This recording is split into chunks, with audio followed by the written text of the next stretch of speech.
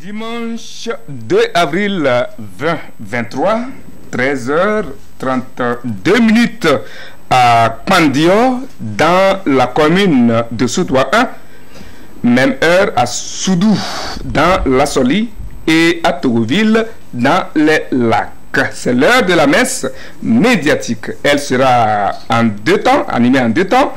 Une première messe consacrée à l'éducation, une fois et par coutume, pour écouter certains qui pensent beaucoup mais parlent peu. Même si par ce monde de philosophes, il y a dans ce monde de philosophes, donc s'il y a quelqu'un comme Maurice Merleau-Ponty qui dit que le philosophe est celui qui s'éveille et qui parle.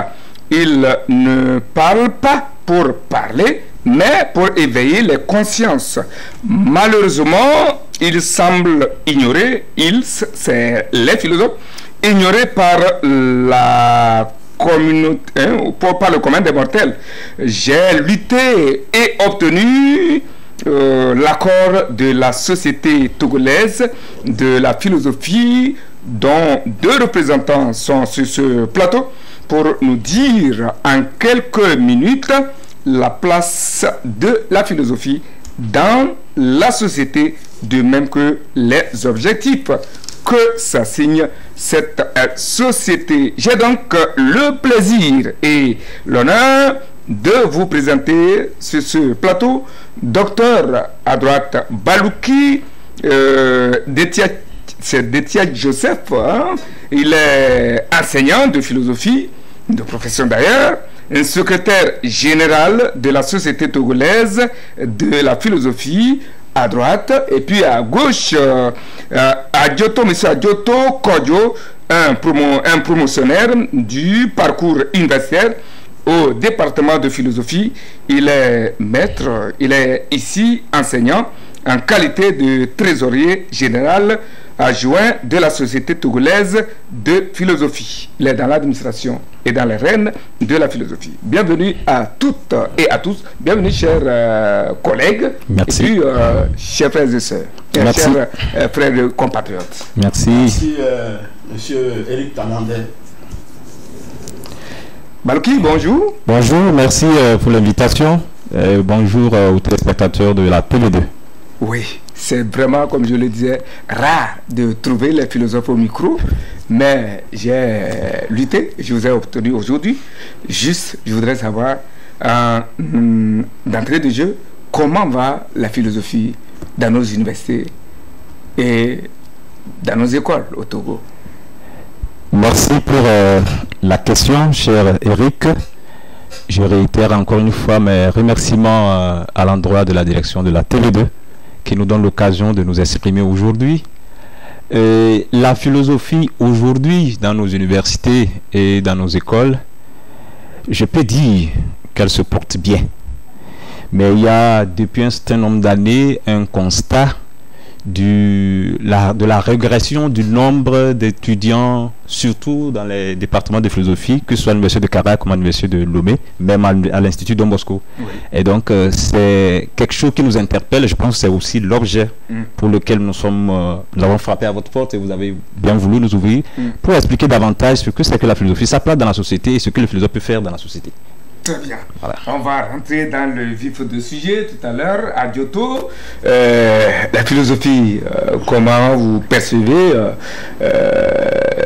sa vie, son exercice dans notre pays depuis que vous êtes dans le domaine? Merci beaucoup, monsieur Eric, pour ne pas revenir sur les remerciements que j'adresse déjà à la télévision de Dieu et puis à tous ceux qui nous regardent, à nos professeurs à l'université.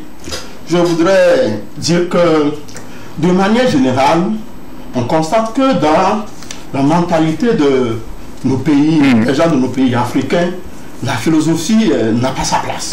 Elle est reléguée au second. Voilà. Parce que simplement pour eux c'est de la théorie, c'est du bavardage et puis dans une certaine mesure, les gens se disent qu'on veut ce qui est concret, ce qui peut apporter, bref, vous m'excusez, je le dis, de l'argent.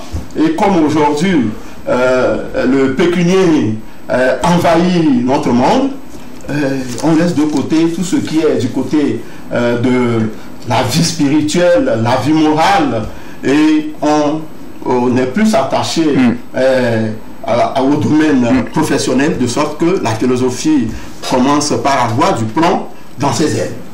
Et c'est justement, comme le collègue vient de le dire, pourquoi il faut aujourd'hui remonter le flambeau de la philosophie pour dire aux gens ce qu'on peut faire avec la philosophie. Quelle est sa place? Voilà pourquoi nous sommes là et nous vous remercions pour cette invitation. Très bien, ça fait longtemps, mon secrétaire, qu'on entend parler de cette association Sotophile, mais on n'en sait pas grand-chose. C'est quoi exactement alors un syndicat? Est-ce que c'est un syndicat? Est-ce une association ou un parti politique ou encore mieux un mouvement? Merci pour la question. Je voudrais préciser que l'acronyme, c'est la Sotophie, ce n'est pas la Sotophile. Sotophie, la Société Togolaise de Philosophie. La Société Togolaise de Philosophie, pourquoi? C'est une association de tous les enseignants chercheurs, de tous les enseignants du secondaire, de tous ceux qui ont fait une fois dans leur vie la philosophie et qui s'intéressent aux questions de philosophie, et de tous ceux qui n'ont pas fait la philosophie et s'intéressent aux questions de la philosophie. Très bien. Il faut préciser que la Sotophie est une fille, en quelque sorte, de l'ASFIT, qui existait depuis 1976. Ah bon? Alors, la Sotophie est née à partir de juillet 1992 parce qu'on s'est rendu compte que l'ASFIT est beaucoup plus réductrice, parce que elle ne permettait pas à ceux qui ont fait la philosophie se retrouvent dans le monde de l'administration, par exemple, d'être là. Le collègue, par exemple, il est enseignant, mais il est aussi dans l'administration.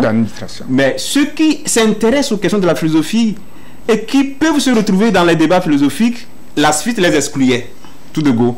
Alors, nous avons pensé davantage à aller à une société togolaise de philosophie. Et puis, il faut préciser que avec une association des professeurs de philosophie du Togo, elle n'est pas beaucoup plus accessible de l'extérieur. Alors, une société togolaise de philosophie serait encore beaucoup plus répondant à l'extérieur. Et puis, il faut aussi ajouter que le fait qu'il faut se conformer à ce que se fait dans la plupart des pays. Au Bénin, par exemple, on parle de la société béninoise de philosophie. En Côte d'Ivoire, on parle de la société ivoirienne de philosophie. Voilà, donc, une société encore beaucoup plus inclusive qu'une association de professeurs de philosophie. Alors, il faut préciser que l'ASFIT n'est pas morte. Elle se retrouve comme un des organes de la Sotophie. Nous avons l'Assemblée générale qui coiffe, nous avons le bureau exécutif, nous avons l'ASFIT, nous avons les antennes régionales, nous avons le cercle de coordination de réflexion sur les sujets, et nous avons enfin un commissariat aux comptes. Voilà un peu comment s'organise la Sotophie. Bon, depuis il faut dire que depuis 2013, légalement, nous avons un récépissé délivré par le ministère de l'administration territoriale qui nous donne mandat de pouvoir exister dans la société, puisque le récépissé est inséré dans le journal officiel de la République togolaise. Très bien. Et quels sont donc les objectifs? Comme toute association, une association, un mouvement ou une société comme celle de Sotophie a un objectif ou des objectifs. Quel est l'objectif visé ou quels sont les objectifs de Sotophie? Merci pour la question. Je voudrais préciser que le but de la Sotophie, c'est de valoriser et de promouvoir la recherche philosophique en lien avec la question du développement dans le pays. Alors, lorsqu'on part de ce but, il va de soi que l'objectif, c'est que le philosophe apporte sa contribution à la résolution des faits de la société. Le deuxième objectif que je voudrais relever, c'est de diffuser davantage les œuvres des philosophes et diffuser vous nous donnez l'occasion de le faire, de monnayer davantage dans un langage beaucoup plus simple et accessible au grand public. C'est ce que vous êtes en train de le faire, c'est ce que les hommes de médias nous ont aidé à faire au colloque le vendredi dernier. Monnayer davantage l'appréhension, la contribution des philosophes par rapport à un fait de société. Je vais juste donner un exemple. Dans le temps fort de la crise à coronavirus, les philosophes du Togo et d'ailleurs, je suis dans un laboratoire nommé Laboratoire de philosophie politique, LAMP, de l'Université de Lomé, ils ont écrit un livre. Ça veut dire qu'au-delà de la crise sanitaire, coronavirus est un fait de société qui interpelle le philosophe. Et donc, ils ont écrit des articles pour interpeller, pour apporter leur contribution dans la résolution de cette crise. Voilà un peu. On peut alors penser à une question de dialectique platonicienne, qui se veut être l'élévation pour aller contempler donc la production et revenir dans la société sensibilisée. Et donc ce que vous êtes en train de nous donner l'occasion de le faire, puisque nous sommes en train de monnayer davantage ce que la plupart du temps les écrits de nos enseignants chercheurs sont difficiles à percer. Il faut alors le monnayer davantage pour que le grand peuple puisse entendre. Voilà un peu. Oui, monsieur Adjoto, pourquoi, avec tout ça là, pourquoi le mythe continue-t-il d'entourer la philosophie de nos jours, après 21 siècles, né au 6e siècle avant Jésus-Christ, nous sommes au 21e siècle, bien après Jésus-Christ, mais le mythe continue de tourner autour de la philosophie, malgré tout ce que mon docteur vient de dire. Merci, monsieur Eric. Cette question n'est pas seulement propre au Togo, mais je dirais à l'Afrique.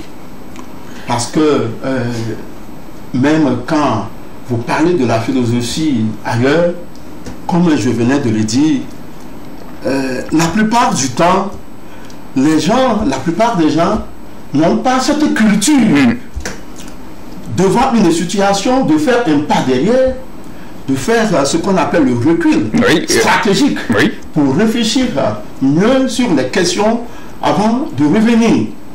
Et je ne dis pas que les autres, dans les autres domaines, ne réfléchissent pas, ne pensent pas. Mais c'est pour dire que ce recul stratégique, qu'on appelle l'esprit critique, pour revenir et répondre aux questions comme il le faut, la plupart du temps, on trouve que ce n'est pas nécessaire, c'est une perte de temps. Et cette mentalité-là reste toujours dans la pensée des gens. Ça veut dire concrètement qu'on pourra dire que premièrement, c'est une question de culture.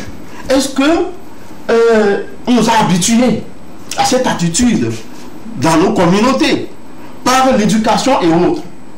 Ce qui fait que lorsqu'il y a un problème de société, déjà lorsque le philosophe prend la parole, on entoure tout ce qu'il va dire de mythe.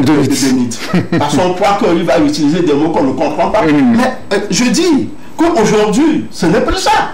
Comme le collègue vient de le dire, la philosophie à l'époque antique et puis à l'époque médiévale, ce n'est plus ça aujourd'hui. Aujourd'hui, l'exigence de nos sociétés, c'est de dire quelque chose qui peut profiter aux gens.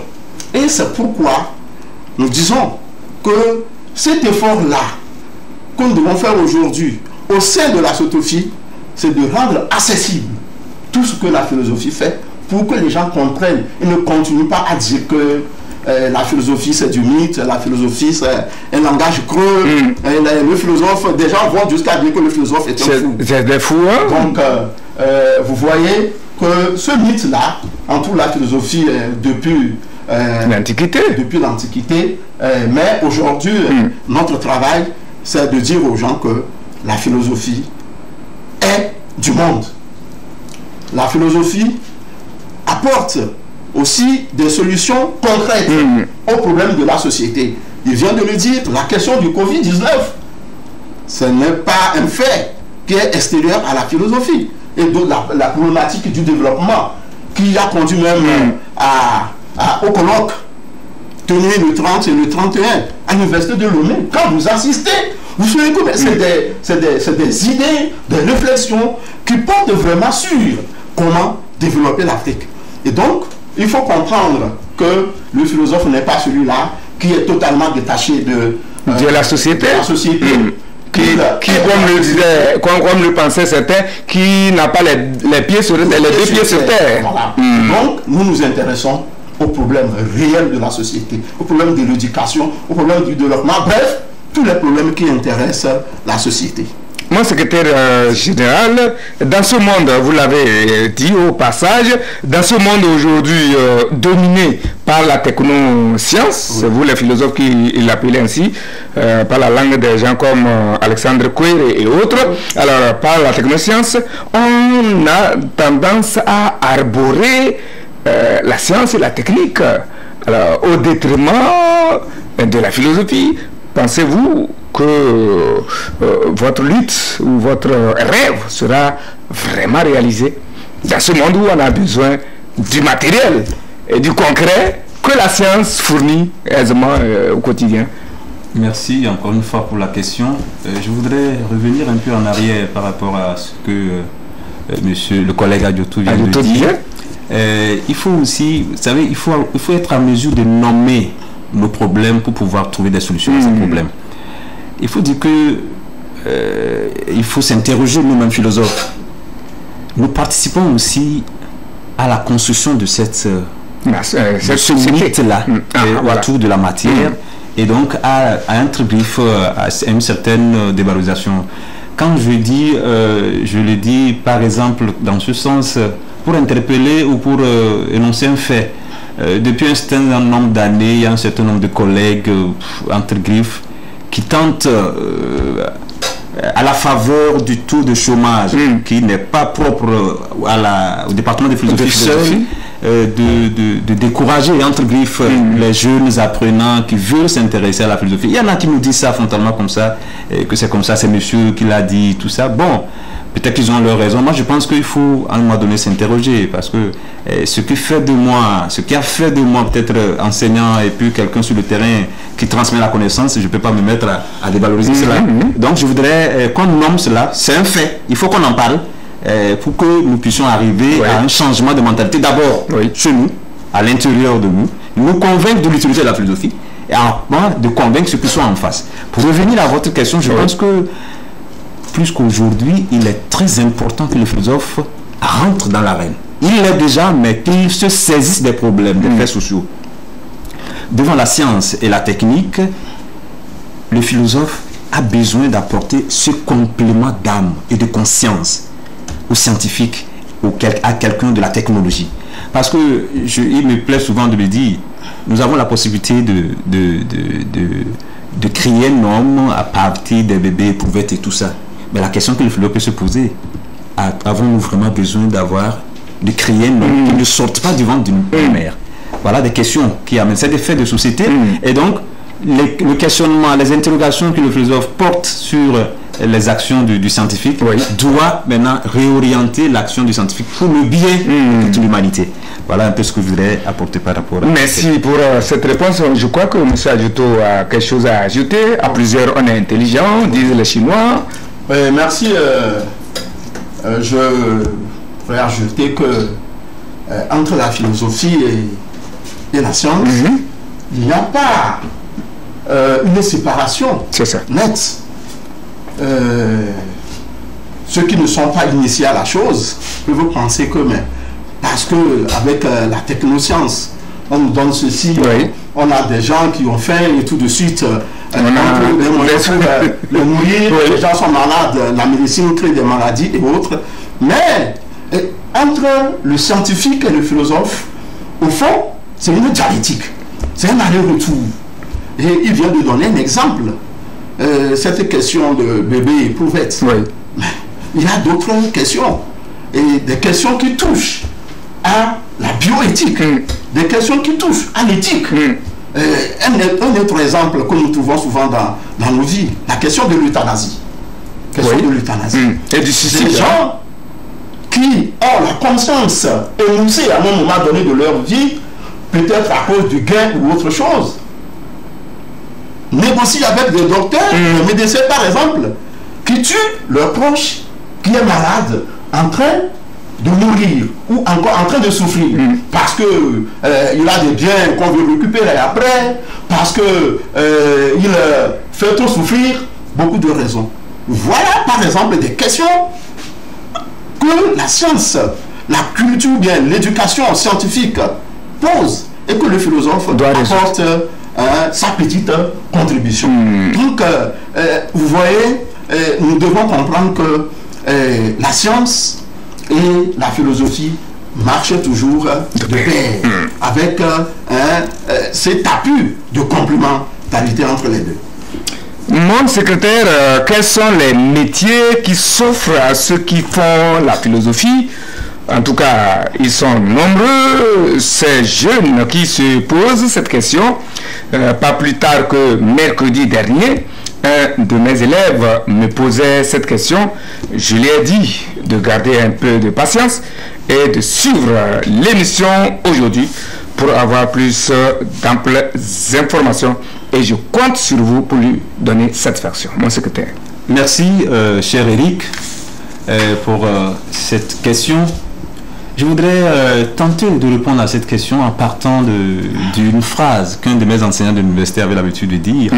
Et à son avis, c'est ce qu'il a l'habitude de dire, je ne pense pas, à mon avis, je ne pense pas qu'il existe une discipline qui prédispose à la sortie de la licence ou du master en même temps un étudiant à un travail.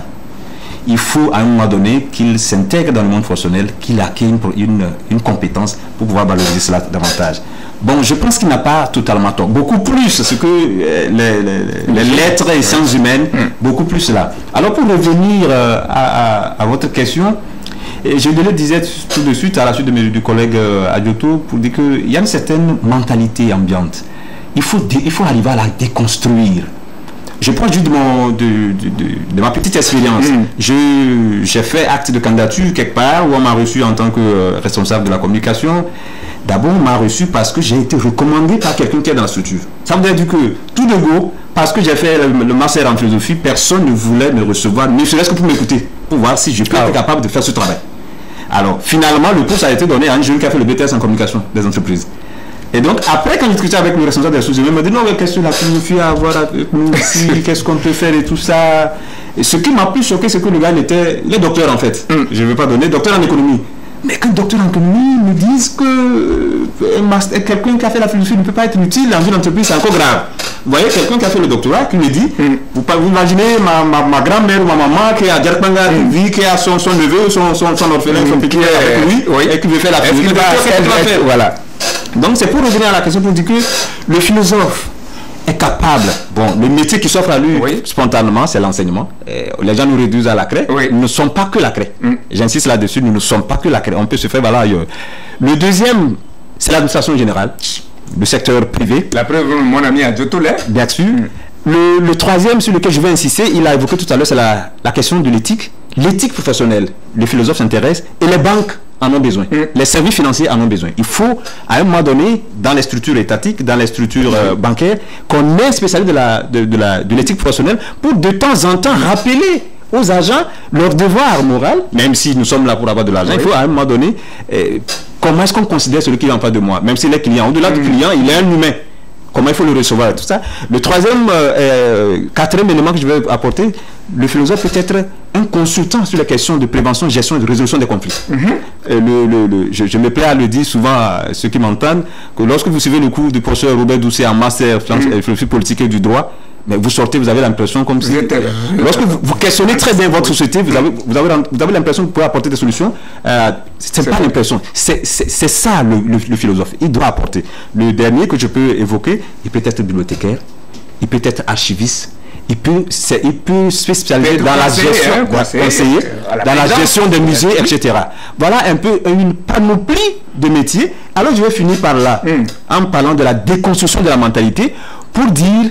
Et j'invite là les chefs d'entreprise, donnez la possibilité aux philosophes de vous montrer ce qu'il est capable de faire. Je m'arrête là pour l'instant. Nous allons revenir à vous. Adjoto a quelque chose à ajouter par rapport à cette question. Oui, merci. Comme le collègue vient de le dire, on peut ajouter d'autres choses. Vous êtes un exemple vous-même. Je suis journaliste. Métier de journaliste, mais on a fait ensemble. Oui, à l'université, au département de philosophie. Au département de philosophie. Et on peut aussi être diplomate. Oui. Dans nos écoles où on forme les diplomates, les philosophes peuvent trouver leur place. Oui. Et on peut aussi, comme il venait de le dire, travailler dans les banques, dans les hôpitaux. Dans les hôpitaux. Oui. Quand des gens ont des problèmes. C'est vrai.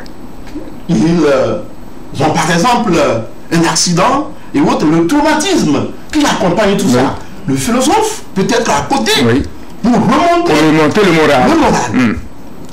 Et beaucoup d'autres choses, comme travailler dans les institutions internationales. Travailler par exemple à l'ONU, il y a par exemple le comité international d'éthique, où des gens, des collègues, des grands frères qui sont philosophes, ont travaillé là-bas, ou travaillent encore là-bas, et qui gagnent de bons salaires. Ils peuvent travailler par exemple au niveau de l'UNESCO. Oui, pourquoi pas. L'éducation, la philosophie de l'éducation est là. Et ça interpelle le philosophe.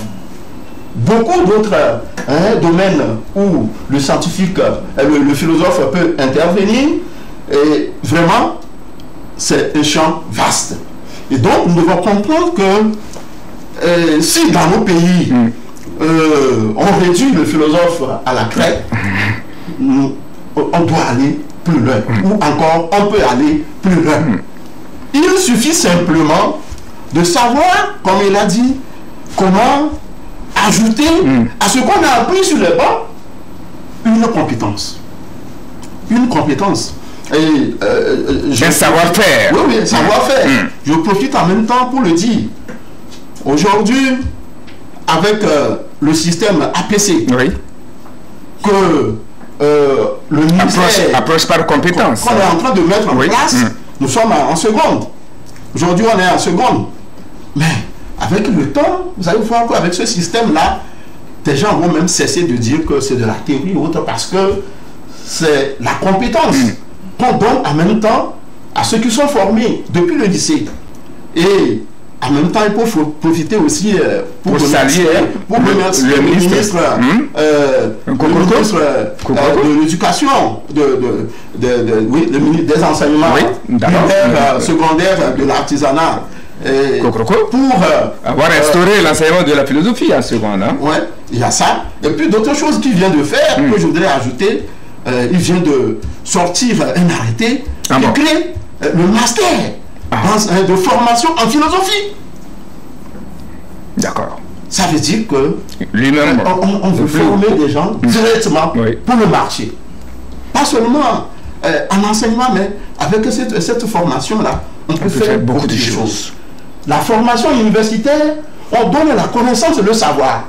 Il faut savoir monnayer, il faut savoir ajouter la compétence, et on est utile partout. C'est ce qu'il faut comprendre. Voilà, c'est ce qu'il faut comprendre, et c'est aussi qu'il faut comprendre avec Platon, qui disait que pour que les nations vivent et prospèrent, il faut que les philosophes soient rois, ou que les rois apprennent à devenir un philosophe. Ça veut dire que on peut être philosophe, on peut servir au sommet, à côté du chef de l'État, du moins, être le conseiller. La preuve, Robert Doucet, qui fait la gloire de notre pays, c'est un philosophe, et c'est lui qui a toujours fait la bonne image du Togo, même quand il était en tant que conseiller du président de la République, où ce qu'il est maintenant comme ministre des Affaires étrangères n'est pas ministre des Affaires étrangères n'importe qui. Et donc, nous devons nous honorer. Alors, nous tendons vers la fin du temps qui nous est imparti. Il y a même dans des ministères de Togo, des collègues professeurs de philosophie qui sont conseillers de ministres, conseillers techniques. Donc, ça veut dire qu'on peut servir la nation partout. mon secrétaire, on est presque, sinon, arrivé à la fin. Nous allons parler de l'utilité de la philosophie et surtout de l'ASFI, de la sotophie, ce qu'elle va apporter à la philosophie. Nous venons de chuter sur les opportunités qui attendent les apprenants ou les étudiants sortis de la philosophie qui doutaient de ce qu'ils peuvent servir, de ce à quoi ils peuvent servir. Alors, un mot de fin, juste pour emballer tout ça. Merci. Je voudrais encore une fois vous renouveler mes remerciements et à travers votre antenne dire merci au président de la Sotophie et à tout le bureau, le professeur Kwame Couvent, qui nous ont fait l'honneur de nous envoyer dans vos locaux. Vous l'avez valablement représenté. Merci encore une fois. Je voudrais revenir pour insister sur un certain nombre de métiers. Vous savez, aujourd'hui, nous avons les communes. Le philosophe peut travailler dans les collectivités locales. En tant que consultant auprès des maires et tout ça, les secrétaires administratifs et tout ça, le philosophe peut travailler, est compétent dans le domaine des chargés de communication des mairies et tout ça.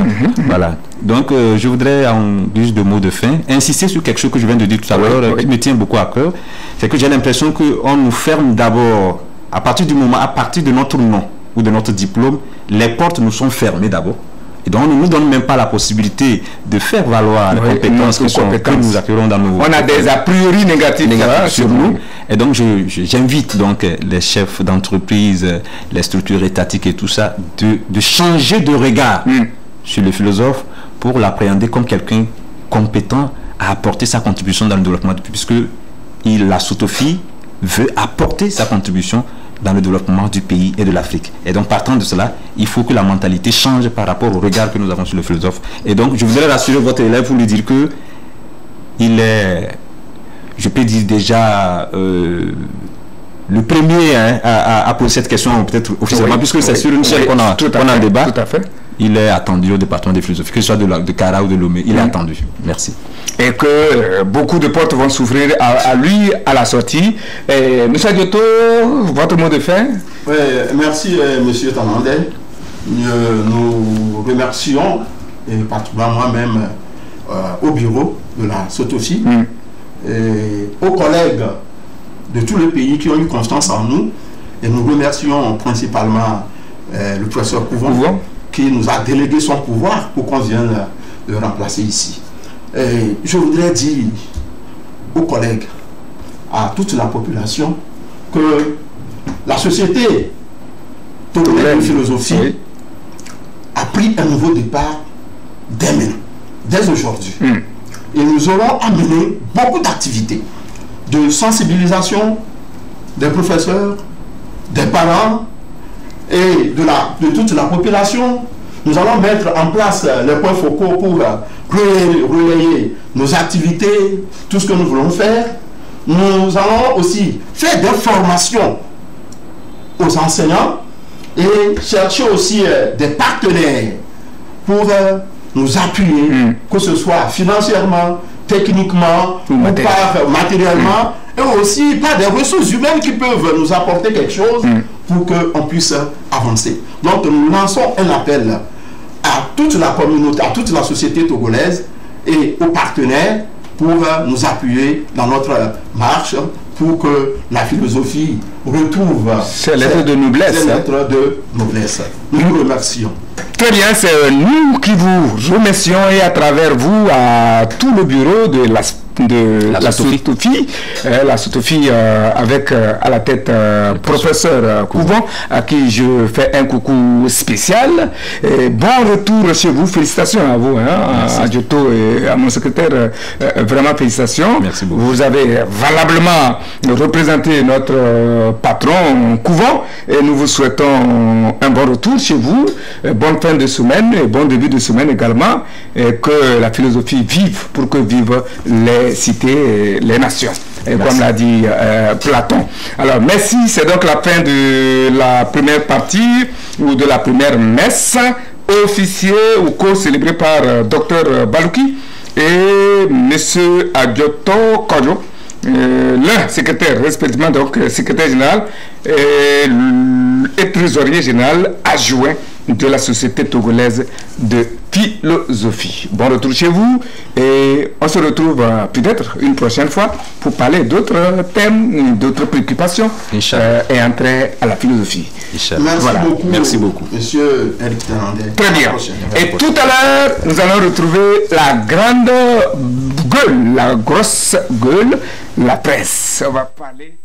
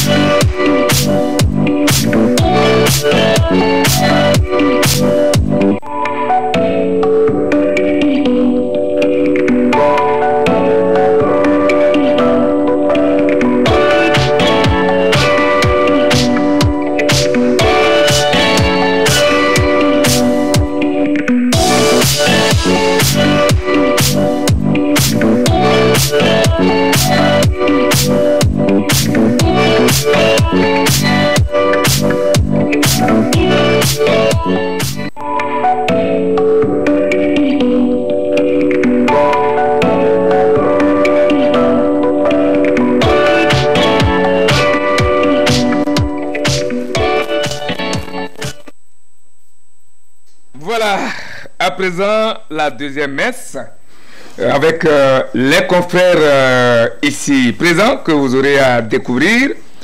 Depuis quelques jours, Patia Nyasingbe se trouve au Gabon, un séjour qui fait beaucoup de polémiques, aussi bien sur les réseaux sociaux que sur les antennes des radios et télévisions, comme c'est le cas d'ailleurs avec les confrères ici présents pour cette deuxième messe et pour décrypter l'actualité telle qu'elle va au Togo, en Afrique et dans le monde. À commencer donc par ce sujet qui a fait couler beaucoup d'encre et de salive. J'ai donc le plaisir de vous présenter sur ce plateau deux amis, deux confrères, deux frères. À droite, Atia Ibrahim, le patron du journal Temps Nouveau, et à gauche, Firmin Teko Abo, il est journaliste, analyste, chroniqueur, et puis il est aussi responsable d'une association. Centre de recherche et de géopolitique internationale. Voilà, Centre de recherche et de géopolitique internationale. Voilà donc les invités pour cette deuxième messe. Bonjour, chers confrères. Bonjour Eric. Bonjour Eric Tanadé, merci de m'avoir invité. Très bien. Atia, oui. Comment ça va? Ça va bien. Avec c'est un plaisir que nous répondons à vos invitations. Très bien. Et comme nous sommes dans le mois de carême, voilà, donc bonne suite des jeunes à nos frères et sœurs en islam. C'est l'occasion pour nous de... Pour nos frères chrétiens, ils sont aussi en carême. Et donc union de prière, tous ensemble, je pense que nous allons porter le Togo encore plus loin. Et je me joins à vous pour souhaiter bon carême, aussi bien aux religieux, aux musulmans, que aux chrétiens. Les chrétiens, ils viennent de commencer. Donc, nous sommes dans le mois de carême, et beaucoup plus à mes beaux les musulmans, que Allah les renforce, les fortifie, et que la soif et la faim soient apaisées, et qu'on puisse bien mener ce quatrième pilier de l'islam. Alors, je l'ai planté au décor, Patia Nyasingbe, depuis une semaine, disons, ou presque, au Gabon, à Libreville au Gabon. Et ce n'est pas ça le problème, mais le problème, c'est le bruit qui court autour. Pourquoi autant de bruit autour du déplacement de quelqu'un comme Patia Nyasingbe? Bon, il faut dire tout simplement que M. Pachanya Singbe, c'est une personnalité importante du pays. Je dis importante, c'est par rapport au poste qu'il a eu à occuper dans le pays. Il a été ministre de la Défense, il a été député. Et donc, un tel personnage, vous comprenez que dans la conscience collective, c'est quelqu'un qui a, d'une manière ou d'une autre, marqué les Togolais. Donc, quand on parle de son évacuation vers le Gabon, ça doit interroger les compatriotes. Les compatriotes se demandent, est-ce une déportation? Déportation, ce qui voudrait dire qu'on l'a éloigné de la terre patrie. Ou ceux qui parlent d'évacuation sanitaire aussi, il y a certains qui sont restés pantois, d'autant plus que la pathologie dont souffrait M.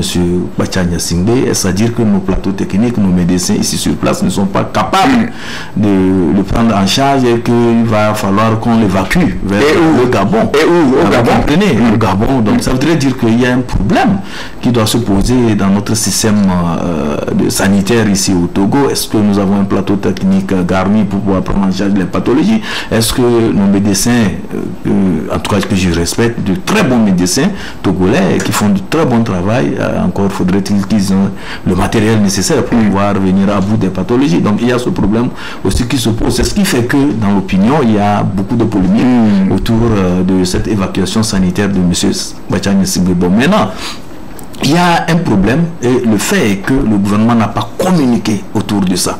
Le garde des Sceaux n'a pas communiqué autour de ça et ça pose un problème. En principe, le garde des Sceaux pouvait communiquer autour de la chose et c'est là je pense que ça allait faire taire toutes les rumeurs autour de la chose. Donc comme il n'y a pas eu une communication officielle, bon, libre cours maintenant à toutes les spéculations. Voilà pourquoi ça parle de gauche à droite et chacun va selon ses idées, selon ses acquaintances, selon ses intérêts et voilà, pourquoi pas selon sa conscience et ses considérations, idées politiques et tout ça là. Donc mais ce qui est rassurant, je pense que l'avocat, un des avocats de M. Pachanya Singbe, qui est maître à Javon, s'est prononcé sur la question et il a estimé que ce n'est pas une libération.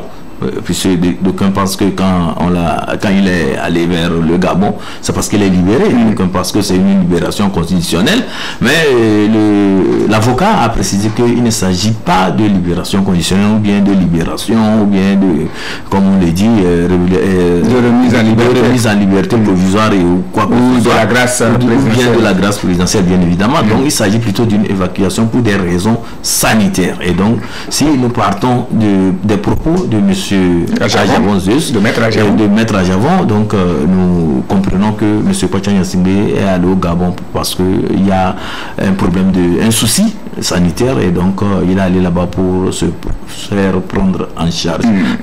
Il faut en même temps dire en tant que journaliste, nous demanderons de la part de nos autorités de faire un effort pour qu'on ait aussi un plateau technique assez fourni avec des infrastructures sanitaires assez sophistiquées pour que nous ne puissions pas, pour de simples pathologies, évacuer nos compatriotes vers là. Parce que si aujourd'hui on me dit on a évacué M. Pachanya Singbe vers la Tunisie, vers le Maroc ou bien vers la France, ça pouvait peut-être se comprendre. Mais le Gabon, c'est que notre orgueil national aussi nous amène à dire mais comment le Gabon a pu nous dépasser en matière d'infrastructures sanitaires et qu'un de nos compatriotes soit obligé d'aller se faire soigner là-bas. Voilà les questionnements qui nous viennent à l'esprit et nous souhaiterions que les autorités togolaises redoublent encore d'efforts en matière d'infrastructures sanitaires et surtout que l'offre de soins au Togo soit encore plus élargie. Oui,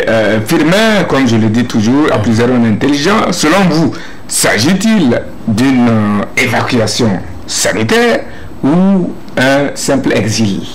Non, en fait, moi je ne voudrais pas trop épiloguer sur le volet santé pour parler de l'évacuation sanitaire, parce que si c'était juste une simple évacuation sanitaire, on aurait pu choisir des pays beaucoup plus développés sur le plan santé, des pays comme la France, des pays comme les États-Unis, comme l'Allemagne, des pays qui sont tellement performants en matière de santé.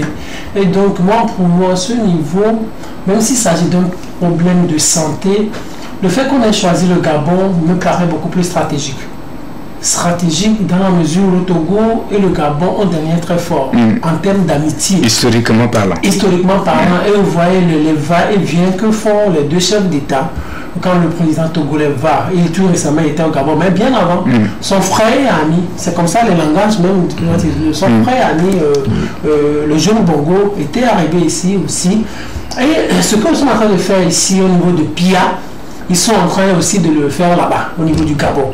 Donc, le Gabon, la Libye dans le temps, quand le général Yadema est décédé, on a vu tout le travail là que le fils du général, qui est au pouvoir actuellement, Faure Gnassingbé, avait fait vis-à-vis de Kadhafi en Libye, vis-à-vis de Wade au Sénégal, et vis-à-vis de Bongo aussi. Donc, ça veut dire que le Togo a des liens très forts en matière d'amitié avec ces pays-là. Et donc le fait qu'on ait choisi le Gabon, je le disais tantôt, que c'est beaucoup plus stratégique.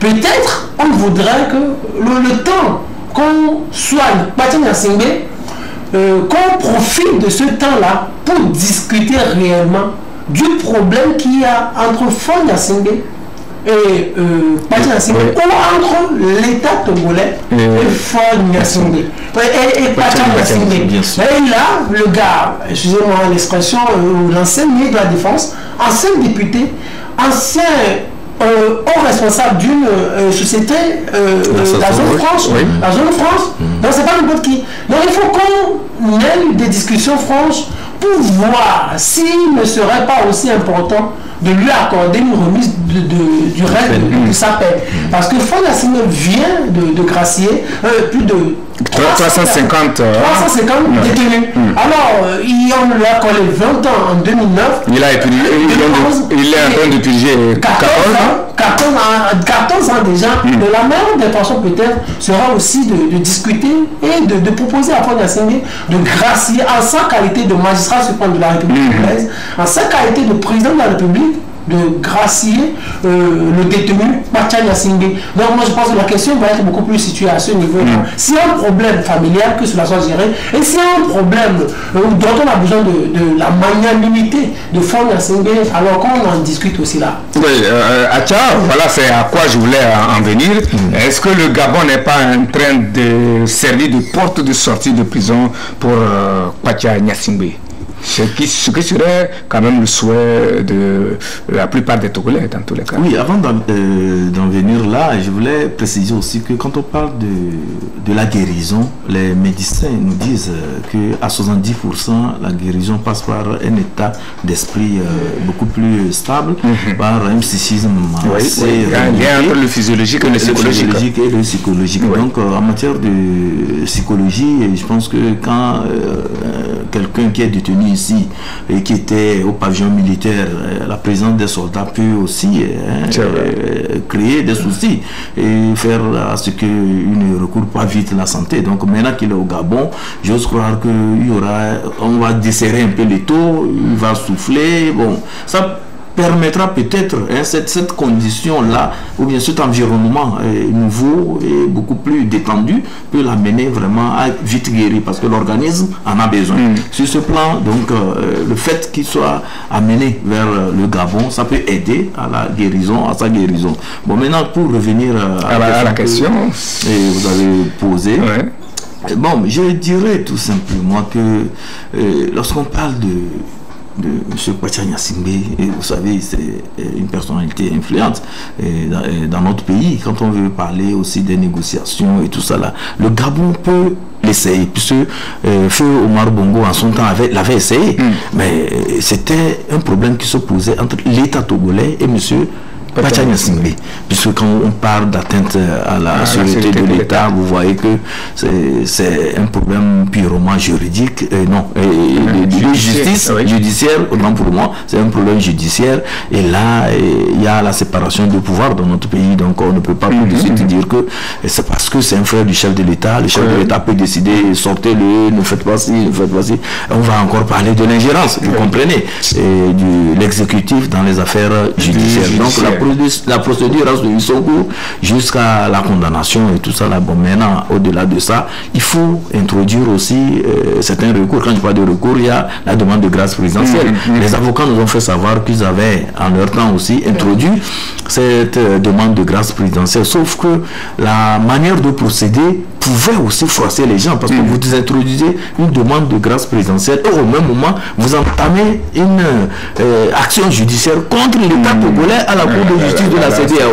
Il y a contradiction, vous comprenez. Donc la démarche aussi pouvait amener à ce que même si le chef de l'État est prédisposé à accorder la grâce présidentielle, du moment où l'État est assigné à la Cour de justice de la CEDEAO, vous voyez que ça soit une confusion, ça ne peut pas prospérer. Bon, mais je pense que avec le temps, les avocats ne sont plus allés dans ce sens, donc il y a un peu d'accalmie, chacun essaie de mettre de l'eau dans son vin. Je pense qu'il y a une détente qui se fait remarquer, et vivement que certains acteurs, c'est-à-dire le troisième acteur, que ce soit le Gabon, que ce soit l'Angola, ou bien le Bénin, ou bien n'importe quel pays, notre pays, ou bien même des acteurs nationaux ici sur place, qui veulent jouer le rôle de troisième acteur, c'est-à-dire que rapprocher les choses, les deux frères, faire en sorte que le contentieux là soit vidé. Je pense que ça serait une très belle chose, parce que nous, les Togolais, qu'est-ce que nous voulons? Le chef de l'État réclame tous les jours la cohésion nationale, l'unité du pays.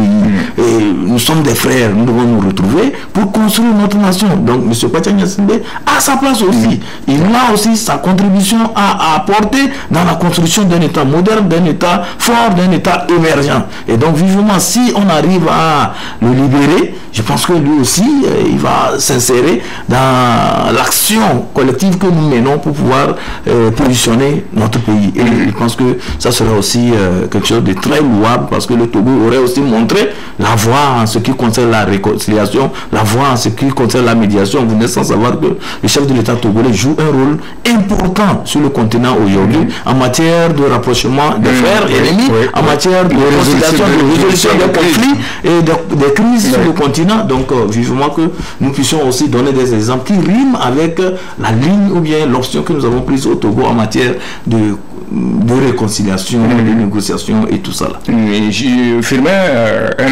un avis là-dessus. Je demandais si le Gabon n'est pas en train de servir de porte de sortie de Kouatia Gnassingbé de la prison.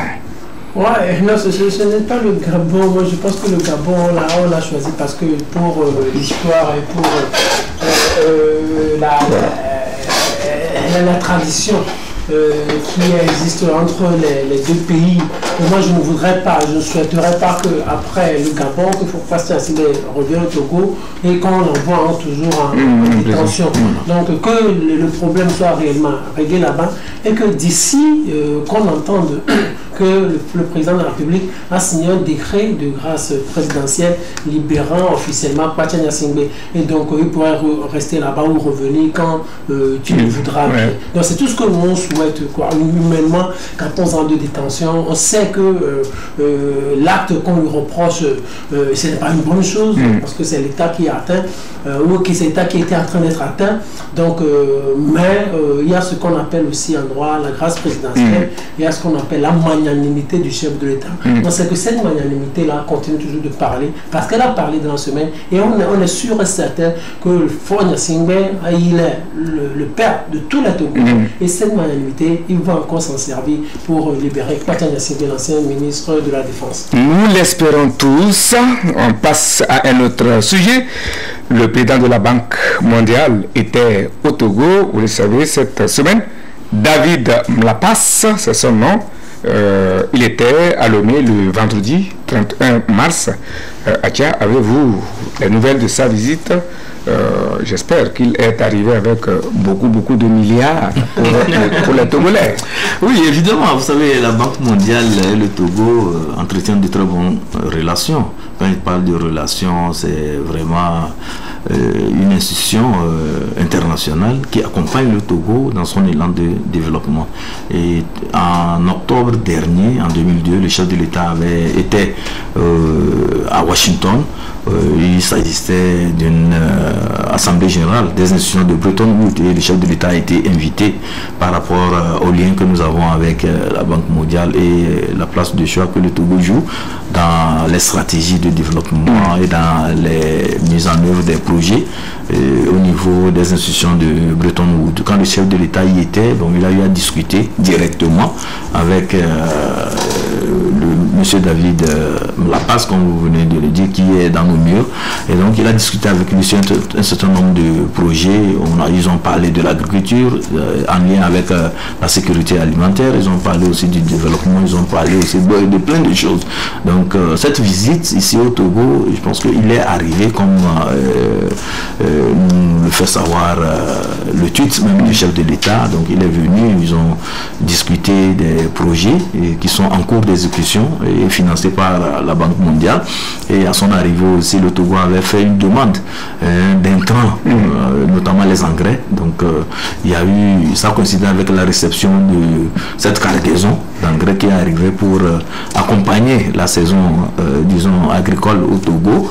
Et déjà, les fruits, nous les voyons parce qu'il y a actuellement des dizaines de tonnes d'engrais qui sont arrivés, financés par la Banque mondiale pour accompagner l'agriculture togolaise. Au-delà de ça, il y a le côté énergie, le côté digitalisation et tout ça là. Et je pense que la Banque mondiale ne va pas lésiner sur les moyens et va accompagner le Togo pour que le Togo puisse mettre en œuvre ces œuvres-là qui vont directement dans l'amélioration des conditions de vie des populations. Moi, je veux juste parler dans le fond, comme Ibrahim Matia l'a fait tout à l'heure. Moi, je veux rester un peu sur le côté diplomatique et sur le côté forme. Sur le côté diplomatique, vous savez, il y a deux choses qui nous sauvent jusqu'à présent. Les gens vont se demander, mais pourquoi ce petit pays-là, les gens continuent de s'y intéresser, ou la communauté internationale continue de s'y intéresser, parce que la Banque mondiale, c'est une institution de Bretton Woods. Le féminin, la Banque mondiale, ce sont ces deux institutions qui dirigent le monde. Et ce sont les 7 patrons, ces grands, ces juifs, ceux qui détiennent l'économie du monde. Et quand ces institutions s'intéressent à vous, ça veut dire qu'il y a quelque chose de plus intéressant que vous avez que les autres n'ont pas. Vous imaginez. Il y a deux choses, je le disais tout à l'heure. La première chose, vous savez que nous avons eu 15 ans de rupture de la coopération. 15 ans, de 1992 à 2007. Et en 2007, avec l'arrivée de Front National au pouvoir, on a fait des élections transparentes, jugées crédibles par tous. Et donc c'est ça qui a fait revenir ces institutions de Bretton Woods. Et maintenant, ces institutions sont venues, elles se demandaient peut-être est-ce qu'elles pouvaient compter sur nous. On a vu qu'au fil du temps, le Togo a montré tout son sérieux. Et on est devenu un pays pauvre, très endetté. C'est à partir de ce moment qu'on a montré notre capacité d'avoir de l'argent, de pouvoir bien utiliser. On a montré certaines transparence dans la gestion des finances publiques. Et donc on continue de le faire avec l'argent qu'on voit. On voit tous les investissements qui sont faits sur le terrain. On voit qu'en plus de 10 ans, ce qu'il a promis aux institutions-là, il est en train de les réaliser. Donc ces institutions se disent, mais celui-là, regardez, ils viennent de loin, mais ils sont en plus sérieux. Mais pourquoi ne pas les accompagner? D'autres pays se retrouvent dans une situation, ils ne seraient pas peut-être capables de pouvoir relancer leur économie comme nous sommes en train de le faire. Donc, c'est-à-dire, c'est pour ça que je n'aime pas qu'on parle le Ghana, le Bénin et le Togo, parce que l'histoire que nous avons subie est très dure. Le Ghana peut-être aurait vécu 15 ans sans coopération, peut-être le Ghana ne serait pas le Bénin. C'est ce qui a fait même que le Bénin a dépassé le Togo. C'est ce qui a fait que le Bénin a dépassé le Togo. Mais nous, on a cette capacité de se relever. Et c'est ce que nous sommes en train de démontrer toujours aux institutions internationales, à la communauté internationale. C'est pour cela que les États-Unis s'intéressent beaucoup à nous. Les Nations Unies s'intéressent beaucoup à nous. Parce que le monde est sérieux. À chaque fois, on peut régénérer. Et la troisième raison qui n'est pas si subsidiaire, c'est aussi le volet sécurité. On sait que sur le plan sécuritaire, on est sérieux. Nous avons une armée sécurité, une armée disciplinée, une armée professionnelle qui montre régulièrement son professionnalisme et sa discipline à l'extérieur.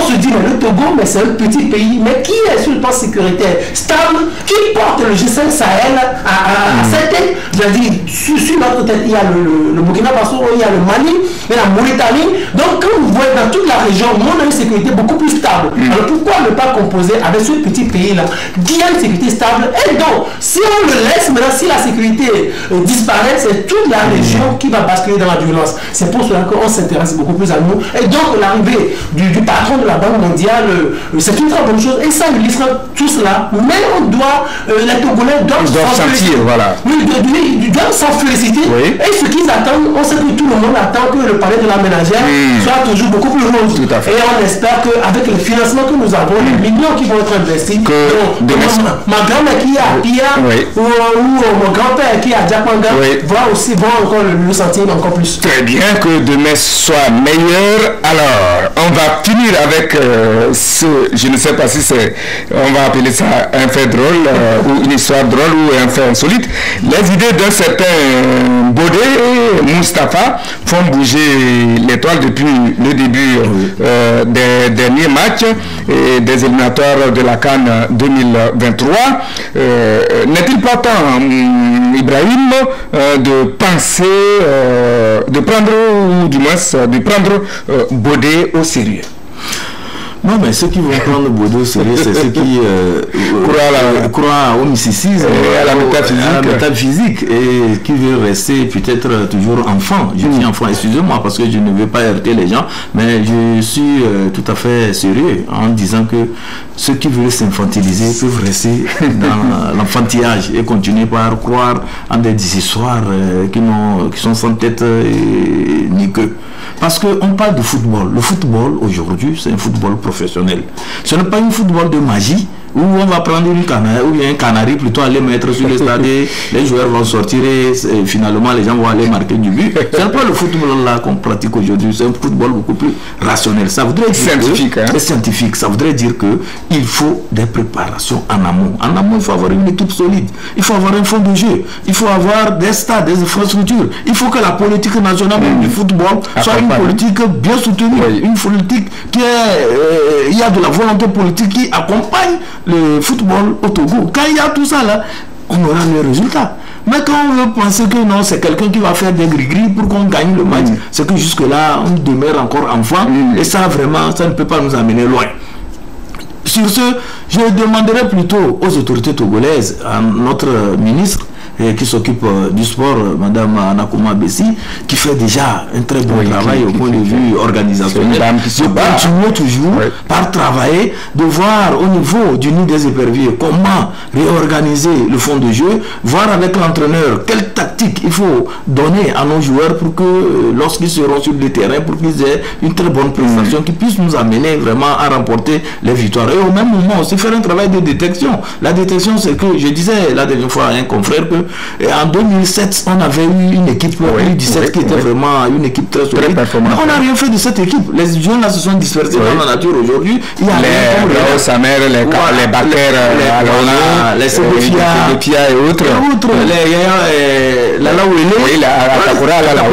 c'était de très bons joueurs. Si on avait coacher ces enfants-là, si on les avait canalisés, la relève, lorsque M. Adebayo est parti, lorsque les Sebefia, Koubaya Kader sont partis, les enfants là allaient prendre la relève. Mais il n'y a pas eu ce travail méthodique. C'est une construction. On ne fait rien au hasard. L'amateurisme ou bien la navigation à vue. À chaque match, son équipe, ça ne marche pas. Ou bien vous voyez un sélectionneur qui vient, lui aussi, il appelle un national, ils vont en Europe pour glaner des joueurs, pour amener, pour qu'ils viennent jouer. Ça, je pense que le football, ça ne se comporte pas comme ça. Quand je prends un peu le cas du Bénin. Au Bénin aujourd'hui, selon les informations qui nous parviennent, c'est que dans un futur proche, le Bénin va sortir une équipe très compétitive. Parce qu'un travail sérieux est en train d'être fait au Bénin. Les infrastructures, les stades, on les construit au niveau des préfectures, les stades en normes, vraiment qui répondent aux normes FIFA, aux normes CAF. En dehors de ça, il y a des équipes, les seniors, les cadets, l'équipe pro.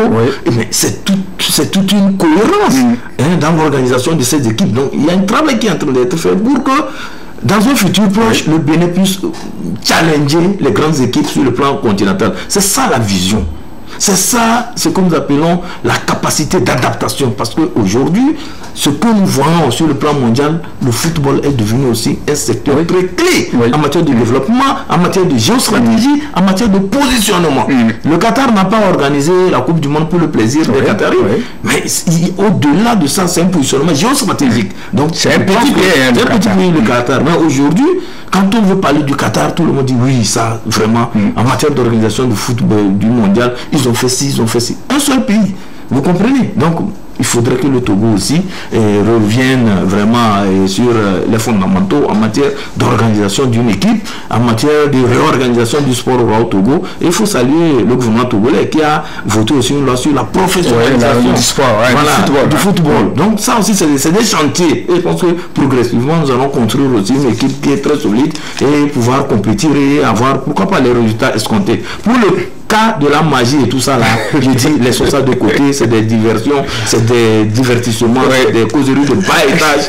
Allons plutôt à l'essentiel, construisons une équipe solide et compétitive. Très bien, Firmin, où se trouve seulement réellement le problème du football, ou bien est-ce qu'il est temps, selon vous, qu'on prenne au sérieux Bodé Gafarou? Non, moi je ne parlerai pas de sérieux, mais je suis d'accord avec la première partie développée par quant au professionnalisme, à toute la politique nationale qu'il faudra mettre en place, à cette vision-là qu'il faudra avoir pour le développement du football togolais. Personnellement, j'ai appris une chose, je sais que dans le développement d'un État, il faut et le physique, il faut aussi le spirituel.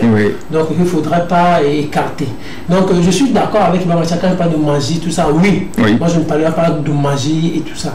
Et aussi, monsieur dont parlait Moustapha, c'est comme ça, oui, c'est Moustapha Bodé. On l'aurait pris au sérieux s'il avait adopté une démarche beaucoup plus sérieuse. C'est-à-dire, s'il ne disait pas que s'il lui verse de l'eau, ça c'est... Lui, en réalité, si les échecs de l'équipe continuent, on risque de s'énerver contre lui. Non, à ce niveau, c'est pas trop responsable. Monsieur Fouet, je ne vous coupe pas la parole. Depuis que cette histoire a commencé, c'est depuis 2006. Mais les Hypervions ont joué des matchs, ils ont gagné. Oui, ils ont gagné. Il y a des matchs que les Hypervions aussi bien si au Togo que... Il n'y a pas eu de l'eau versée sur terre ou bien quoi? Non, je pas qu'il versait de l'eau. Ou bien il ne versait pas l'eau. Non, mais c'est un sérieux. Non, donc il aurait adopté une demande beaucoup plus méthodique et il aurait été peut-être écouté, on l'aurait appelé, mais aussi, comme... Est-ce que finalement on lui a donné les 25 millions? Non, il n'a pas eu les 25 millions. Et je ne suis pas sûr qu'il aura ça. C'est ça. Mais il n'a pas eu ça, mais le Togo a fait match nul. C'est un peu l'histoire. C'est comme l'histoire des prophètes et tout. C'est-à-dire quand vous recevez une parole, la manière d'aller dire cette parole. Donc, si vous allez chez la personne et vous n'avez pas la bonne manière, la personne va vous jeter. C'est ça en fait le problème de Bodé. Et aussi avec ça, comme justement, je sais que dans le foot, quelquefois il y a du spirituel. Parce que quand on voit, on rate les buts, c'est pas possible. Vous voyez ça qu'il y a du spirituel. Mais pour conclure, à ce niveau, je me rappelle, ça j'ai déjà dit ça quelque part, l'équipe d'Arsenal, la première ligue. En tout temps, jouait sur un terrain. À l'époque, il n'avait pas encore ce nouveau terrain-là. Il perdait toujours les matchs à domicile. Un jour, les grands de ce club sont allés chercher. Pourquoi on ne fait que perdre des matchs ici sur le stade? C'est là, avec des recherches, des enquêtes, qu'ils ont eu à découvrir que ce stade-là, c'était un ancien cimetière. Ah bon? C'était un cimetière en fait. Mais ils ont construit le stade sur le cimetière. Sur le cimetière. Et donc c'est pour cela qu'il y a quelque chose de spirituel. Et c'est pour ça qu'ils ont dû aller se construire un autre stade. Donc il y a du spirituel dans le foot. Et on voit que c'est Zidane qui dit que lui, il est beaucoup plus instinctif. L'instinctif c'est quoi? C'est le spirituel. C'est quand vous avez quelque chose de métaphorique qui vous parle, qui vous dit faites ceci, faites cela. Mais les autres ne vont pas vous comprendre. Vous avez une intuition très sensible. Très sensible. Et donc à ce moment, ce que Bodé est en train de dire, moi je voudrais que les autorités... S'il était plus sérieux dans sa manière de dire, on pourrait le prendre au sérieux. Il était reçu par les gens du foot. Mais au-delà de ça, avec tout ce que nous connaissons, le football, il y a toujours des hauts et des bas. On sait qu'il y a tellement de choses qu'on ne comprend pas. Mais je voudrais appeler les plus hautes autorités à chercher un peu ce problème-là sur le plan spirituel. C'est vrai. Il faut fouiller un peu. Qu'est-ce qui s'est passé et qu'est-ce qui se passe? Parce que, depuis 2006, n'oubliez pas, un pays qui a connu Sierra Leone, Lundi, un pays qui a connu Cabinda, vous savez, c'est qu'il y a une porte qui a été ouverte, il y a une brèche, et il y a des choses qui sont rentrées. Et il y a, oui, des équipes nationales, l'étoile filante qui a péri dans les larges aussi. Guinée, autres. Tout ça. Donc, j'ai vu quelque chose sur un réseau social. C'est comme le président du mouvement de sauvegarde de l'intérêt national, il s'appelle Bakama, qui dit qu'il faut renouer avec les anciennes gloires. Oui, il faut renouer avec les anciennes gloires, Yankasa, tout ça, peut-être les mettre ensemble. Et la personne lui a proposé Rakunya Singbe. Ce sont tous qui ont entre-temps la destinée du foot en main. À construire. Et ils nous ont fait plaisir. Il y a aussi les égaux entre les anciens. Comme président de les Améi, il faut les rassembler, discuter avec eux. Peut-être ils auraient la clé. Donc, en fait, comme Bamacha l'a dit, ce que le chef d'État a toujours l'habitude de dire, la cohésion nationale. Donc, on a besoin de tout le monde, nos égaux, les clivages, il faut les faire disparaître pour qu'ensemble on puisse avoir un pays bien développé et surtout développé sur le plan football. Parce que c'est le football seul qui arrive à nous rassembler. Merci, c'est sur ça que chute notre messe pour aujourd'hui. Et c'est avec plaisir que je l'ai co-animé avec les confrères ici présents. Atia Ibrahim, le directeur de publication du journal Temps Nouveau. J'espère que vous en sortez bien avec la convention. Vous appelez ça comment? La convention. La nouvelle. Les nouvelles donnent de la presse. C'est ça, oui. La convention. Notamment le code de la presse avec les exigences, la mutation des organes de presse en société de presse. Et ça a été réglé au niveau de la HAC et tout est en ordre maintenant. La convention collective avec les salaires à octroyer à nos journalistes et tout ça là, il y a des chantiers, des réflexions sur ça aussi. J'étais heureux ce matin d'écouter encore qu'il y a une deuxième vague de listes des journaux accrédités qui est disponible et je crois que nous allons... Le travail se fait et les confrères se conforment parce que c'est une très bonne chose. Merci beaucoup. Maintenant, l'autre partie, c'est l'accompagnement de l'État. Nous attendons les autorités togolaises aussi à nous accompagner parce que le journalisme au Togo, on sait comment ça se passe, les conditions dans lesquelles nous évoluons, mais s'il y a un accompagnement, nous pouvons aussi être très prolifiques et pourquoi pas faire la fierté du Togo. Sous d'autres cieux, on voit des journalistes répondre en tant que journalistes camerounais, congolais, sénégalais, ivoiriens, vous voyez comment ils sont vraiment très professionnels. Merci vraiment parce que malgré tout ça, vous êtes à féliciter, vous débattez. Il n'y a pas un jour que on ne lit pas vos journaux et chaque jour que Dieu fait, nous sommes informés au quotidien par vos journaux, que Dieu vous assiste, vous accompagne et qu'effectivement l'État qui reconnaît bien la place de la presse dans la société, dans le développement même d'une société, puisse faire quelque chose pour nous. Firmin, votre mot de fin. Merci donc pour cette invitation. Mot de fin. Mais merci aussi, merci à vous. Je suis très heureux de partager ce plateau avec mon grand frère Ibrahim Macha. C'est un honneur pour moi que vous me receviez sur le plateau de TV2, une chaîne qui est très suivie. Merci. Très bien. C'est moi qui vous remercie une fois encore pour votre disponibilité à chaque fois que je frappe à vos portes. Merci à toute l'équipe qui m'a accompagné. Elle est composée d'Ibrahim Machi au cadrage, comme d'habitude. Et de l'autre côté, c'est Alexandre Tchalem qui touchait à tout pour nous mettre sur vos petits écrans, même sur vos portables, grâce aux applications YouTube et puis Facebook, même TikTok, grâce au lien l'Imex World TV. Vous y rentrez, vous passez d'abord par Play Store, vous allez taper l'Imex World TV et vous allez dans la recherche, vous tapez TV2 tout simplement et vous avez l'icône de la télévision. Deuxième, vous y tapez, vous êtes en direct sur la 2. Merci, bonne fin de semaine à toutes et à tous.